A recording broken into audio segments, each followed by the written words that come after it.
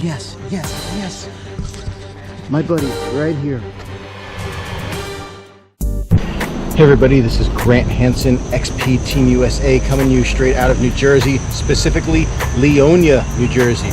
I am at a colonial property built in 1765, oldest property in this town and one of the oldest in the county. What makes this property additionally special is that it was owned by Samuel Cole.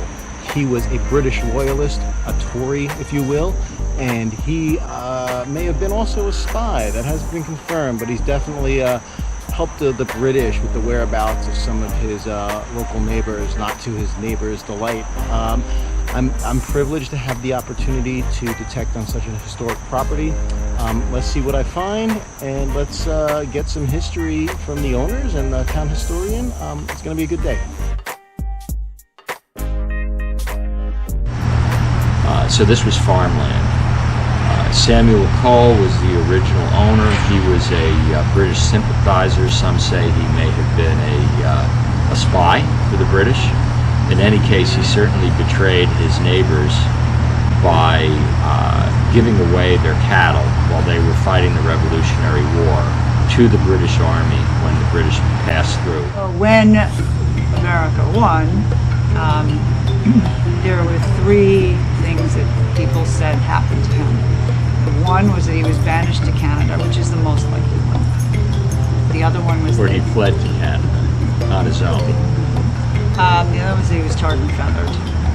And the third was that he was hung in the backyard. So all the kids like that story. So people, as I was growing up, would always say, where was he hung? Yes. And I'd have to say, is that the tree? Really they all threw tomatoes and things at him when he came back from Canada. He came up Hudson. He thought after 10 years people would forget. Yeah. They didn't. They didn't. All right, I got a nice 78. Let's take a look and see what it is.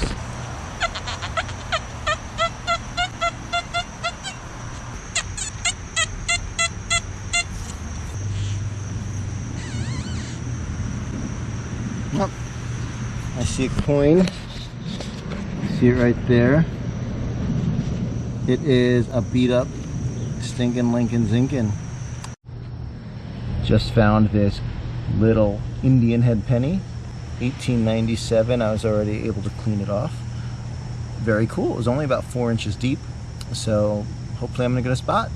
Now, catty corner from this house at Grand and Fort Lee Road was a tavern where Washington, Nathaniel Greene, and the Marquis de Lafayette used to gather to, among other things, drink and sometimes discuss war strategy. At least that's what we were told.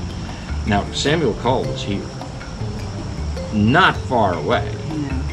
He easily could have, hung out there hoping to pick up some tidbits of information to pass along, and I wouldn't be surprised if he did. Okay, got a good signal here, not far from the Indian head penny I just found. So let's see what we got here.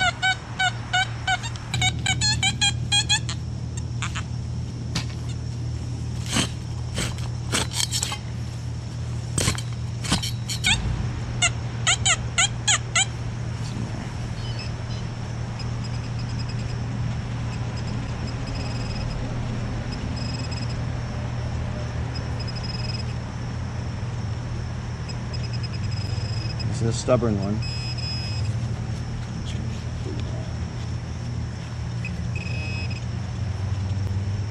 Oh, nice. This is a flat button, mid-1800s.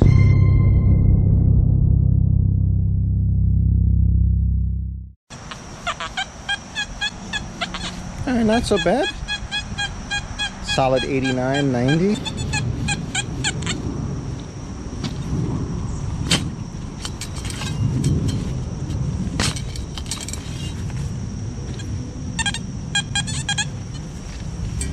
Let's see what we got here. Be something good.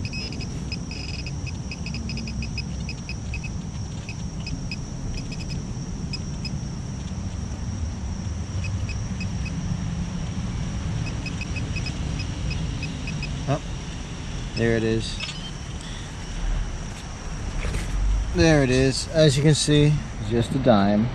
Sounded really nice though. All right, on to the next. Just got this nice button. Looks like it's naval, perhaps.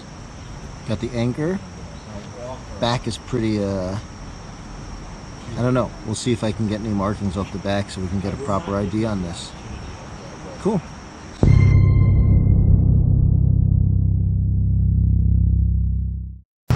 Yeah, the original sandstone from the original farmhouse is still a prominent part of the outside. But you can always tell the difference between what was done in the early 20th century to what was done in the mid 18th century, and that is the sandstone is squared off. It's very precise and laid out completely clean in the relatively new 1918 wing. But in the original, it's a hodgepodge of smaller pieces. This art studio also was used for art classes. Oh, absolutely. Tons and tons of people were taught art in this studio. From my grandmother and my dad. So my grandmother taught like most of the kids in Leonia for years. So you wouldn't believe how many kids would come up to me as adults and say, I remember taking art from your grandmother. Got another nice signal here.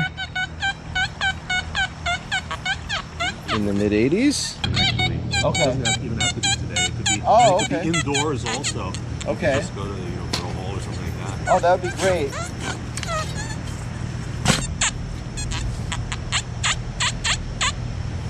Somewhere in the plug, I think.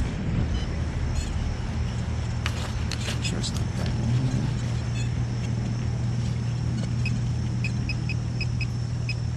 You can see why this is really important to try to.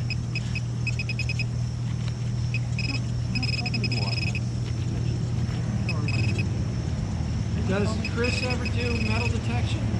Not that I know of. No, maybe it seems to me he once told me that he did something somewhere years ago. Got another Indian head penny here. Indian head coin. And it's all beneath the surface. This one, I believe, is 1901. Look how shallow. That's very shallow, really. Not even an inch deep. This is quarter of an inch deep.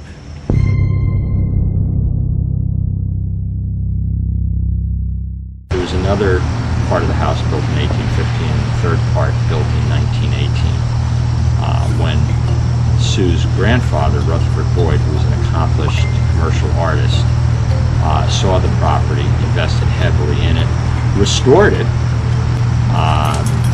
Everything's relative, I suppose.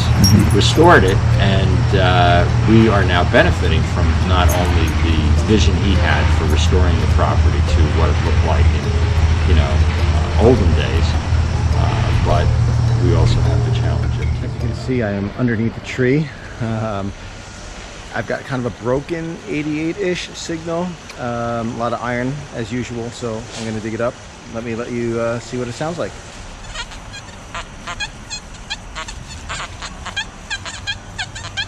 Right there. So again, it's not the purest, but worth investigating.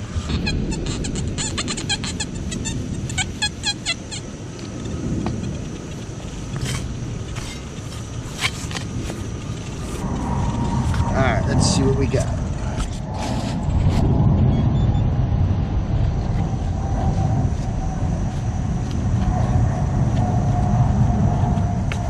And now the signal seemed to have disappeared.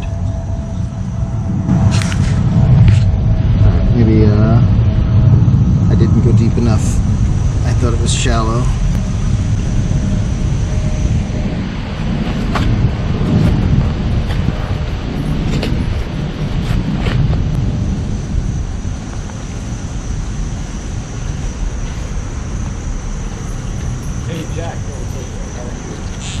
There we go. I'm picking something up.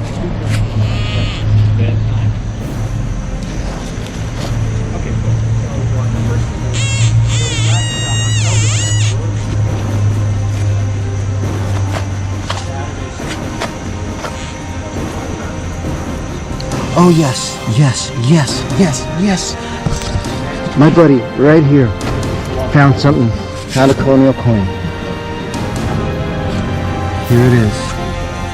Here it is. This is what I came for. House was built in 1765. Don't know if I'll get something out of this as an ID, but 100% colonial era coin. Awesomely excited right now.